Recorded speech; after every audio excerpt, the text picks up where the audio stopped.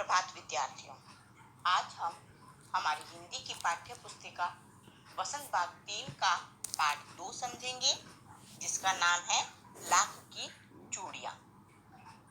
इस पाठ के लेखक कामता नाथ जी हैं। तो वह हमें मशीनों के प्रयोग और हस्तकला एवं कुटीर उद्योग के प्रयोग में अंतर बताना चाहते हैं। आइए देखते हैं। मशीनों के प्रयोग से हमें लाभ तो होता है, किंतु अप्रत्यक्ष रूप से इससे हानि भी होती है। मशीनों का प्रयोग विकास का सूचक समझा जाता है, किंतु हस्तकला एवं कुटीर उद्योगों पर इसका बुरा एवं दूरगामी असर भी होता है। इस पाठ में इसी का वर्णन किया गया है। बचपन में लेखक को सारे गांव में बदलू सबसे अच्छा लगता था। लेखक जब भी बदलू के पास जाता था, वह लेखक को लाख की रंग बिरंगी गोलियां बनाकर दिया करता था।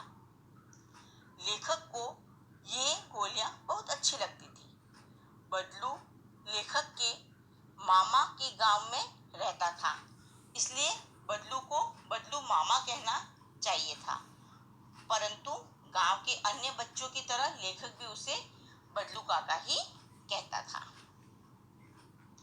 बदलू मनिहार था।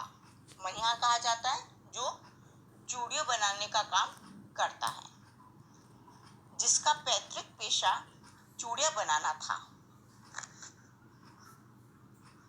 बदलू की बनाई हुई चूड़ियां औरतों को बहुत पसंद थी और चूड़ियों की खपत भी ज्यादा होती थी। वह बिना मोल भाव के वस्तुओं के बदले चूड़ियां देता था।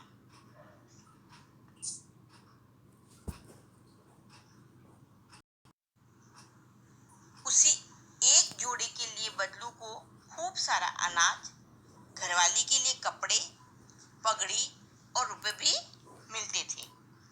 बदलू को कांच की चूड़ियों से बहुत चिढ़ थी। वह किसी महिला के कलाई पर कांच की चूड़ियां देख लेता तो बहुत गुस्सा करता था। वह लेखक को रंग बिरंगी लाख की गोलियों के अलावा गाय के दूध की मलाई तथा आम की फसल के समय आने पर आम भी दिया करता था। इसी बीच लेखक के पिता की बदली कहीं दूर शहर में हो गई और लेखक 8-10 वर्षों तक अपने मामा के गांव न जा सका। इतने दिनों बाद जब वह मामा के गांव गया तो गांव की औरतों की कलाइयों पर कांच की चूड़ियां ही थी और लाख की चूड़ियां बहुत कम लोगों के हाथों में नजर आई। एक दिन उसके मामा की लड़की फिसल कर गिर गई और कांच की चूड़ियां चुभने से उसकी कलाई में घाव हो गया, जिसकी पट्टी कराने लेखक को जाना पड़ा। इस घटना के साथ लेखक को बदलू का ध्यान आ गया। लेखक ने बदलू के घर जाने की सोची। वह बदलू के घर गया और उसे अपनी पहचान करवाई, लेकिन बदलू उसे न पहचान सका। लेखक ने जनार्दन कहकर जब अपना परिचय कराया, तब बदलू ने उसे पहचान लिया और बहुत आवभगत भी की। लेखक को चूड़ियां बनाने का सामान कहीं दिखाई न दिया। उसने बदलू से लाख की चूड़ियों के बारे में जानना चाहा, तो बदलू ने बताया कि मशीनी युग में अब हर काम मशीनों से होने लगा है। अब कांच की चूड़ियों के आगे लाख की चूड़ियों की खपत कम हो गई है। इससे वह बेरोजगार हो गया है। वह बीमार भी रहने लगा है। अचानक उसे खांसी आने लगी। तभी लेखक को महसूस भी हुआ कि मशीनी युग ने कितनों के कारोबार छीन लिए हैं।